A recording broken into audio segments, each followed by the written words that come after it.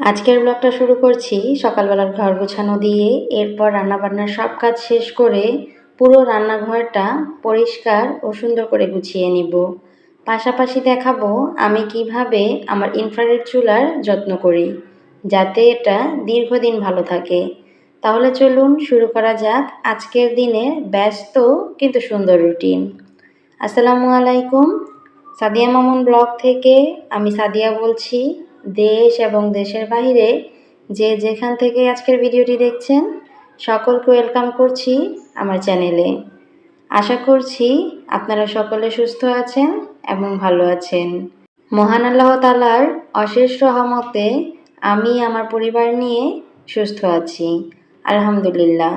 সকাল থেকেই ভিডিওটা শুরু করে দিয়েছি। মাশাআল্লাহ, আজকে বাহিরে এত পরিমাণে বাতাস ছিল। বাতাসে এমনিতেই তো আমার যে ঘরটা আছে এটাতে প্রচুর পরিমাণে বাতাস আসে, তার উপরে আজকে তো বাতাসের পরিমাণ আরও অনেক বেশি ছিল, যার কারণে ফ্যানই ছাড়তে হয়নি। এত সুন্দর একটা পরিবেশ আর এত সুন্দর বাতাস, একদম মনটা জুড়িয়ে যায়। সকালবেলায় আমি ঘর গোছানো দিয়েই ভিডিওটা শুরু করছি। সকালবেলা ঘুম থেকে উঠেছি, ঘুম থেকে উঠেই একটু ফ্রেশ হয়ে নিয়েছি, এরপর তো কাজে নেমে পড়েছি। শুরুতেই আগে আমি আমার বিছানাটাকে গুছিয়ে নিচ্ছিলাম, আর বিছানাটাকে গুছিয়ে তারপর পুরো ঘরটাকেও গুছিয়ে নিব। এদিকে বাচ্চারাও কিন্তু খেলা করছিল, তো ওদেরকে আর ভিডিওতে আনিনি। ওরা ওদের মতো খেলছে, আমি আমার মতো কাজ করছি। আর জান্নাতের আব্বু কিন্তু সকাল সকাল ঘুম থেকে উঠেই সে চলে গিয়েছে বাজারে সকালের নাস্তা আনার জন্য। যেহেতু আজকে শুক্রবার, আমি আমার এর আগের ভিডিওতেও বলেছি শুক্রবারের দিনটা আমরা একটু বাহিরের নাস্তাটাই আর কি করি। মানে সকালবেলা শুক্রবারে ঘুম থেকে উঠতে একটু লেট হয়ে যায়, এর জন্যই মূলত শুক্রবারে সকালের নাস্তাটা আমি বানাই না, বাহিরের নাস্তা দিয়েই সকালের নাস্তাটা সেরে ফেলি। পুরো বিছানাটাকে গুছিয়ে নিয়ে কিন্তু আমি আমার পুরো ঘরটাকেও একদম পরিপাটি করে নিয়েছি। সুন্দর করে সব কিছু গুছিয়ে তারপর ঝাড়ু দিয়ে নিয়েছি। এটা কিন্তু বেশ কিছু সময় থাকবে না, একটু পরেই বাচ্চারা আবার সব কিছু এলোমেলো করে ফেলবে। তারপরেও মনের শান্তির জন্য, চোখের শান্তির জন্য এটা আর কি করা। একটু গুছিয়ে রাখলে নিজের কাছেও ভালো লাগে। কথা বলতে বলতে কিন্তু জান্নাতের আব্বু বাজার থেকে চলেও এসেছিল, আর আসার পর তো এখানে আজকে নান রুটি নিয়ে এসেছে আর সাথে ডাল ভাজি নিয়ে এসেছে। এটা আমার কাছে অনেক বেশি ভালো লাগে, আর আমি তাকে আজকে বলে দিয়েছিলাম যে আজকে পরোটা খাবো না, আজকে নান রুটি দিয়ে তারপর ডাল ভাজি দিয়ে খাবো। আর আজকের নান রুটিগুলো কিন্তু বেশ ভালো ছিল, একদম মচমচে ছিল, আবার এইদিকে কিন্তু শক্তও ছিল না, নরম ছিল আর কি। সব কিছু মিলিয়ে কিন্তু পারফেক্ট হয়েছে। আর ডাল ভাজিটাও কিন্তু অনেক বেশি মজার হয়েছিল। এর আগে যেদিন ডাল ভাজিটা এনেছে ওইটা খেতে মানে দেখতেই আমার কাছে ভালো লাগেনি, খাবো তো দূরের কথা। আর একটা কথা কি জানেন, যে জিনিস দেখতে ভালো লাগে না আমার কাছে মনে হয় ওটা খেতেও ভালো লাগে না।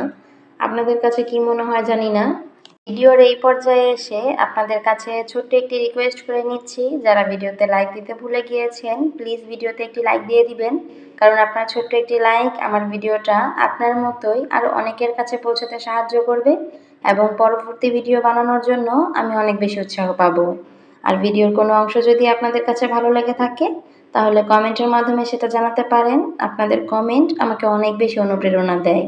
যারা এই ধরনের লাইফস্টাইল ভিডিওগুলো দেখতে পছন্দ করেন তারা আমার এই ছোট চ্যানেলটিকে সাবস্ক্রাইব করে পাশে থাকা বেল আইকনটি প্রেস করে রাখতে পারেন।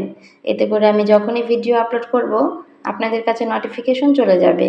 আপনারা আপনাদের মূল্যবান সময় থেকে কিছুটা সময় বের করে আমার ভিডিওটি দেখে নিতে পারবেন। আর যারা অলরেডি এই কাজগুলো করে ফেলেছেন আপনাদের অসংখ্য অসংখ্য ধন্যবাদ।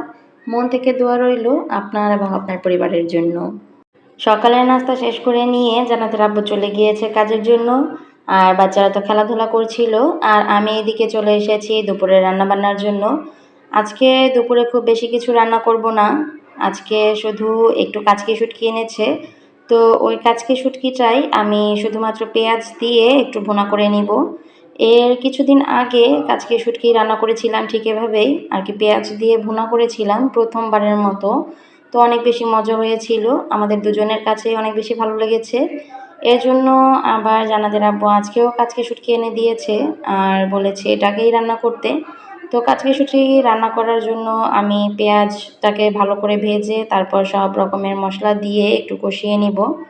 এইদিকে আজকে দিনের বেলা ভয়েস দিচ্ছি, যার কারণে একটু বাড়তি নয়েজ আসতে পারে, কারণ পাশের রুমে মেহমান আছে, তো তারা প্রচুর চিল্লাচিল্লি করছে, মানে তাদের সাউন্ড আসতে পারে। এটা আপনারা একটু ক্ষমাসুন্দর দৃষ্টিতে দেখবেন। আমি এখন থেকে চেষ্টা করব রাতে ভয়েস দেওয়ার জন্য, তাহলে দেখা যায় ভয়েসটা একদম ক্লিয়ার আসবে আর শুনতেও ভালো লাগবে। তো যাই হোক, এখানে কিন্তু আমি পেঁয়াজটাকে খুব ভালো করে ভেজে নিয়ে তারপর যত রকমের মশলা দেওয়ার দরকার ছিল সব রকমের মশলা কিন্তু দিয়ে দিয়েছি। তারপর একটু পানি দিয়ে এখন মশলাটাকে একটু ভালো করে কষিয়ে নিব। আর কষিয়ে নিয়েই আমি আগে থেকেই যে কাচকি শুটকিগুলো ছিল ওগুলোকে কিন্তু ভালো করে একটু টেলে নিয়েছিলাম শুকনো, আর কি শুকনো তাওয়াতে। তো এভাবেই আমরা শুটকিটা রান্না করে থাকি। আপনারা কিভাবে রান্না করেন কমেন্ট করে জানাতে পারেন। তো প্রথমে কিন্তু আমি শুটকিটাকে টেলে নিয়ে তারপর ঠান্ডা পানি দিয়ে খুব ভালো করে ধুয়ে নিয়েছি, যাতে করে শুটকির ভিতর কোনো রকমের কোনো বালি না থাকে, কোনো ময়লা না থাকে। তো ভালো করে টেলে নেওয়ার পর ধুয়ে নিয়েছি। এখন তো এই যে সেই ধুয়ে নেওয়া শুটকিটাকেই আমি পেঁয়াজের সাথে দিয়ে মানে যে আর কি মশলা কষিয়ে রেখেছিলাম এটার সাথে দিয়ে এখন শুটকিটাকেও একটু কষিয়ে নিলাম। আর এটা কষিয়ে নেওয়ার পর এখন খুবই অল্প পরিমাণে একটু পানি দিয়ে দিয়েছি। এই পানিটাকে জাস্ট কিছুক্ষণ রান্না করে তারপর হচ্ছে শুকিয়ে নিব। তাহলেই কিন্তু হয়ে যাবে যে কাচকি শুটকির ভুনা। আর এটা কিন্তু সত্যিই অনেক বেশি মজার হয়েছিল। এর আগে আমরা একবার খেয়েছি, তার আগে কখনো খাওয়া হয়নি। এরকম করে খেয়েছি, লইট্টা শুটকি যেটা আছে ওটাকে খাওয়া হয়েছে, তবে কাচকি শুটকিটা আসলে খাওয়া হয়নি। তো এই নিয়ে দ্বিতীয়বার রান্না করলাম। আর আজকেরটাও কিন্তু খুবই বেশি মজা হয়েছিল। আমাদের তো ভাতেই টান পড়ে গিয়েছে। জান্নাতের আপু বলছিল আমি নাকি ভাত কম রান্না করেছি। আসলে আমি কিন্তু প্রতিদিনের মতোই রান্না করেছি। তো আমার মেয়ে কিন্তু এই শুটকি খায় না, মানে কোনো শুটকিই খায় না। ওর কথা বলে আর কি লাভ আছে? ও তো খাওয়া নিয়ে যে পরিমাণ প্যারা আমাকে দেয়, আমার মনে হয় অন্য বাচ্চারা এত পরিমাণে বায়না করে না বা এত আর কি প্যারা দেয় না। তো ও যেহেতু খাবে না, কি করার, আমি অনেক চিন্তা করছিলাম যে ওকে কি করে দেয়া যায়। এজন্য কোনো কিছু আর খুঁজে না পেয়ে একটা ডিম পোস্ট করে দিয়েছি। কারণ অন্যান্য কিছুর চাইতে ডিম পোস্ট দিয়ে ও ভাতটা অনেক বেশিই খায় আর পছন্দ করেই খায়। তো বেশি কিছু ঝামেলা না করে এখানে আমি একটা ডিম পোস্ট করে দিচ্ছিলাম। এটা দিয়েই ওর খাওয়া হয়ে যাবে। তারপর আবার ভাবলাম যে সিয়াম বাবুর জন্য একটু খিচুড়ি রান্না করেছি। তো এখানে সিয়াম বাবুর খিচুড়ির জন্য আমি একটা আলু দিয়েছিলাম, মানে একটা আলু থেকে কিছুটা কেটে দিয়েছি। তো বাকি অংশটুকু রয়ে গিয়েছিল। এর জন্য আবার ওই বাকি অংশটিকে আমি জান্নাতের জন্য আর কি করে দিচ্ছিলাম, একটু আলু ভেজে দিচ্ছিলাম। ছিলে নিয়ে তারপর একটু পিস পিস করে কেটে নিয়েছি যে ওই আলু ভাজাটা দিয়ে আর ডিম পোস্ট দিয়ে খেয়ে নেবে। আর এদিকে দেখেন ও যে দেখা যাচ্ছে সিয়াম বাবু এসে আমার সাথে দাঁড়িয়ে আছে। আমি যখনই রান্নাবান্না করি, কাজ করি, যত যাই করি, সিয়াম বাবু কিন্তু আমার সাথে এরকম ঘোরাঘুরি করে। আমি যেদিকে যাই ও সেদিকে যায়, আমি যেখানে থাকি ও সেখানেই থাকে, যখন আর কি একা রান্না করি বা একা কাজ করি। আর তারপর যদি ঘরে কেউ থাকে, যেমন জান্নাতের আব্বু থাকে বা জান্নাত থাকে, তাহলে তো ওদের সাথেই থাকে। তো জান্নাতের আব্বু তো মসজিদে চলে গিয়েছিল নামাজের জন্য, ওই সময়টাই আবার সিয়াম আমার কাছে এসেছিল। জান্নাত ওখানে খেলা করছিল। তারপর আমি আবার সিয়াম বাবুকে ওর কাছে দিয়ে তারপর আবার রান্নাঘরে চলে আসি। এইদিকে আমি আলু ভাজার জন্য আর কি আলুটা ভেজে নেওয়ার জন্য আমি বসিয়ে দিয়েছি একটু চুলাটা একদম কমিয়ে দিয়ে, যাতে ভেতরটা খুব ভালোভাবে সেদ্ধ হয়ে যায়। আর আমি এদিকে আমার রান্নাঘরটাকে একটু গুছিয়ে নিচ্ছিলাম, কারণ রান্নাঘর একদম নোংরা হয়ে গিয়েছে। রান্নাবান্নার পর রান্নাঘর কিন্তু একদমই এলোমেলো থাকে। তো রান্না বসিয়ে দিয়ে এইদিকে আবার আমি রান্নাঘরটাকেও পরিষ্কার করে নিচ্ছিলাম। এতে করে কিন্তু সময় অনেকটাই আর কি কমে যায়, মানে সময়ের মধ্যেই কিন্তু কাজগুলো শেষ করা যায়। তো এইদিকে পুরো রান্নাঘরটাকে পরিষ্কার করে নিব। পাশের রুমে এত পরিমাণে নয়েজ হচ্ছে যে কি বলবো, আমি জানি না আজকের ভয়েসটা আসলে কেমন শোনাবে বা আর কি কেমন শুনতে লাগবে। আসলে এত পরিমাণে চিল্লাচিল্লি হচ্ছে যে জানি না ভয়েসটা আসলে কেমন শোনা যায়। এত কষ্ট করে ভিডিও বানানোর পর যদি ভয়েসটা ঠিকঠাকভাবে ক্লিয়ার না হয়, তাহলে আমার নিজের কাছেই ভালো লাগে না। আর আমি একটা জিনিস বিশ্বাস করি, যেটা আমার নিজের কাছে ভালো লাগে না, ওইটা আমার দর্শকদের কাছে কিভাবে ভালো লাগবে। তারপরও আমি আপনাদের কাছে ক্ষমা চেয়ে নিচ্ছি। আপনাদের হয়তোবা একটু সমস্যা হতে পারে, এর জন্য একটু ক্ষমা সুন্দর দৃষ্টিতে দেখবেন। যাই হোক, কিছু তো আর করার নেই। আর পরবর্তীতে আর এরকম ভুল করব না। দিনের বেলা আর কখনোই ভয়েস দিতে যাব না। সময় সুযোগের অভাবে আসলে পারিনি আজকে ভয়েসটা দিতে। তো এখন থেকে চেষ্টা করব সবসময় রাতেই ভয়েসটা দিয়ে নেওয়ার জন্য, যাতে করে এইরকম সমস্যার সম্মুখীন আমাকে আর না হতে হয়। রান্নাঘরটাকে পুরোপুরি একদম পরিষ্কার করে আমি ঝাড়ু দিয়ে নিচ্ছিলাম। একদম সব কিছু সরিয়ে তারপর ঝাড়ু দিচ্ছিলাম। কারণ রান্নার সময় পেঁয়াজের খোসা ছিল, সেগুলো কিন্তু আমি যেহেতু ফ্যান ছেড়ে নিয়েছিলাম, সেগুলো উড়ে গিয়ে একেক জায়গায় গিয়ে আর কি পড়ে গেছে। তো সেগুলোকে খুব ভালো করে ঝাড়ু দিয়ে নিচ্ছিলাম। আজকে শুধু রান্নাঘরটাকে ঝাড়ুই দিয়েছি, কারণ গতকাল আমি পুরো বাসাটাকে একদম পরিষ্কার করে এরপর মুছে নিয়েছি, সাথে রান্নাঘরটাও কিন্তু মুছে নিয়েছিলাম। এর জন্য আর এখন রান্নাঘরটাকে মুছবো না, শুধুমাত্র ঝাড়ু দিয়ে নিব। আর দেখা যায় রাতে মুছে নিতে পারি যদি আর কি বেশি আঠা ভাব হয়। রান্নাঘরেই যেহেতু আমাদের খাওয়া দাওয়াটা করা হয়, এক্ষেত্রে কিন্তু রান্নাঘরটা প্রতিদিনই মুছতে হয়। কারণ খাবার পরে রান্নাঘর একদম আঠা হয়ে যায়। আর রান্নাঘরের সেই আঠালো ভাব আমরা পাড়া দিয়ে যদি আবার আমাদের রুমে যাই, তখন কিন্তু পুরো ঘরটা সহ একদম আঠা আঠা ভাব হয়ে যায়। আর এটা আমার কাছে খুবই বিরক্তিকর লাগে। এর জন্য আমি প্রতিদিনই ঘর মুছি আর না মুছি, মুছতে পারি বা না পারি, কিন্তু রান্নাঘরটাকে আমি প্রতিদিনই মোছার চেষ্টা করি, এমনকি প্রতিদিন মুছিও, যাতে করে আমার রান্নাঘরের জন্য পুরো বাসাটা একদম নোংরা না হয়ে যায়। তো এই দিকে কিন্তু কথা বলতে বলতেই আমি আমার রান্নাঘরটাকে পুরোপুরি ঝাড়ু দিয়ে নিয়েছি। ঘরটাকে কিন্তু সকালবেলায় ঝাড়ু দিয়ে নিয়েছি, আপনাদের সাথে শেয়ার করেছিলাম। ঘরটাকে সকালেই আগে ঘুম থেকে উঠেই তারপর তো পরিষ্কার করে নিয়েছি। পরবর্তীতে কিন্তু আবারও আমি ঘর ঝাড়ু দিয়েছি, সেটা আর ভিডিও করা হয়নি। তো রান্নাঘর ঝাড়ু দেওয়ার পাশাপাশি মানে পরিষ্কার করার পাশাপাশি কিন্তু আমার এখানে জান্নাতের জন্য যে আলুগুলো ভেজে নিচ্ছিলাম সেটাও হয়ে গিয়েছে। এখন আলু ভাজাটাকে আমি উঠিয়ে নিব। আর আমার কিন্তু রান্নাবান্নাও শেষ। ভাত রান্না করে নিয়েছি, সিয়াম বাবুর জন্য খিচুড়ি রান্না করেছি, আমাদের জন্য কাচকি শুটকি রান্না করেছি। আর এই তো জান্নাতের জন্য এখানে একটা ডিম পোস্ট আর হচ্ছে কয়েক টুকরো আলু ভেজে নিয়েছি। এরই মধ্যে আমার রান্নাবান্না শেষ হয়ে গিয়েছে। আর এত পরিমাণে আবারও বৃষ্টি শুরু হয়ে গিয়েছে। সারাদিনই একটু পর পর বৃষ্টি পড়ছে। আমার অবশ্য বৃষ্টির দিন খুব একটা ভালো লাগে না, কারণ বৃষ্টির মধ্যে সব জামাকাপড় ভেজা থাকে, তার উপরে বাইরে যাওয়া যায় না, কাজ করতে সমস্যা। সব কিছু মিলিয়ে আমার বৃষ্টির দিন একদমই পছন্দ না। আমার কাছে বৃষ্টি হলে একদমই ভালো লাগে না। তো ওইখানে কিন্তু খাওয়া-দাওয়া শেষ করে আমি বাকি কাজগুলো আর করিনি। শুধু রান্নাঘরটাকে ঝাড়ু দিয়ে চলে গিয়েছিলাম। চুলাটাকে আর পরিষ্কার করা হয়নি। তো খাওয়া-দাওয়া শেষ করে আমি সিয়াম বাবুকে ঘুম পাড়াতে গিয়েছিলাম। সিয়াম বাবুকে ঘুম পাড়িয়ে দিয়েছি। আর জান্নাতও কিন্তু ঘুমিয়ে গিয়েছে। আর জান্নাতের আব্বুও কিন্তু খাওয়া শেষ করে তারপর কাজে চলে গিয়েছে। এরপর আমি শান্তশিষ্টভাবে বাচ্চাদেরকে ঘুম পাড়িয়ে দিয়ে আবার আমার রান্নাঘরে চলে এসেছি। দুপুরে যে খাওয়া-দাওয়া করেছিলাম আর হচ্ছে যেই রান্না করার সময় যে টুকটাক থালা-বাসন হয়েছে, মানে যেগুলো আর কি নষ্ট হয়েছে, সেগুলোকে এখন একটু ধুয়ে নিব, পরিষ্কার করে নিব। আর সকালে যেই থালা-বাসনগুলো ধুয়েছিলাম, ওগুলোকে শুরুতেই আগে উঠিয়ে নিলাম ঝুড়ি থেকে। কারণ ওগুলো যদি আমি না উঠাই, তাহলে এখন থালা-বাসন ধোয়ার পর যদি ওগুলোর ওপরেই আবার রেখে দেই, তাহলে কিন্তু ওগুলো যে শুকিয়ে গিয়েছে আবার ভিজে যাবে, আর জায়গাও হবে না এতগুলো। তাই আমি সকালের থালা-বাসনগুলো শুকিয়ে গিয়েছে, এর জন্য ওগুলোকে আগে উঠিয়ে জায়গা মতো রেখে নিলাম। আর রেখে কিন্তু আমি দুপুরের যে থালা-বাসনগুলো ছিল, সেগুলো কিন্তু ক্লিন করে নিয়েছি। আর থালা-বাসন ক্লিন করা শেষ করে এখানে আমি আমার চুলাটাকে পরিষ্কার করতে চলে এসেছি। আমি কিন্তু প্রতি বেলায় রান্নার শেষে আমার চুলাটাকে পরিষ্কার করে ফেলি। তবে রান্না শেষ হলে সাথে সাথেই কিন্তু আমি চুলা পরিষ্কার করি না, যেহেতু আমি ইনফ্রারেড চুলায় রান্নাবান্না করি।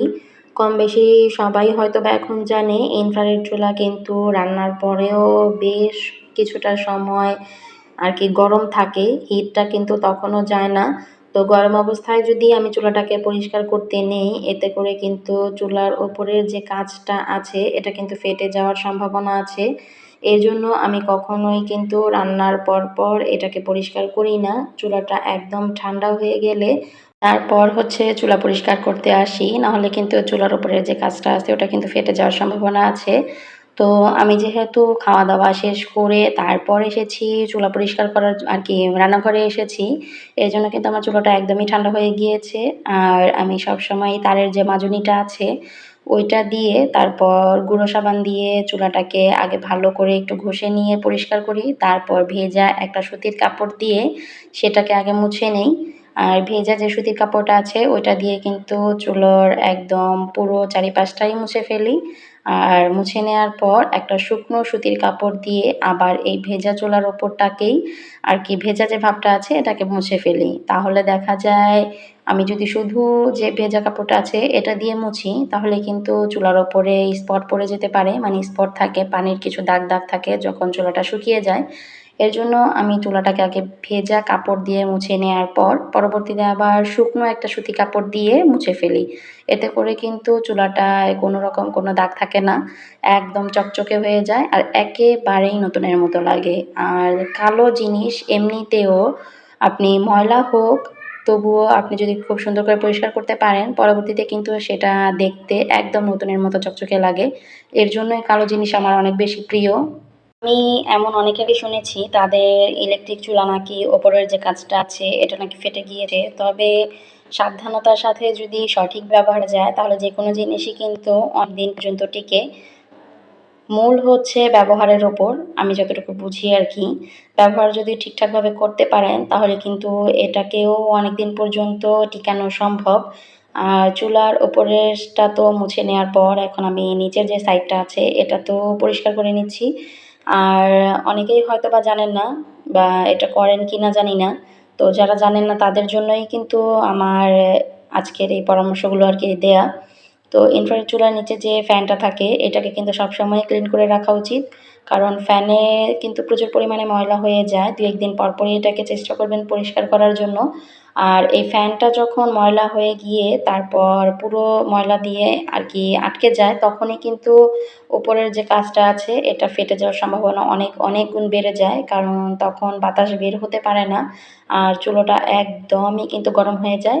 এর জন্য সবসময় চেষ্টা করবেন চুলার ওপরে, তারপর সাইডে, তারপর এই নিচের অংশটা, ফ্যানটা সব কিছুই একদম পরিষ্কার করার জন্য আর পরিষ্কার রাখার জন্য। এতে করে কিন্তু অনেক দিন পর্যন্ত আপনারা ইলেকট্রিক চুলাও ব্যবহার করতে পারবেন। আমি সবসময় চুলাটাকে খুব ভালো করে যত্ন করে রাখার চেষ্টা করি, খুব ভালো করে পরিষ্কার রাখার চেষ্টা করি।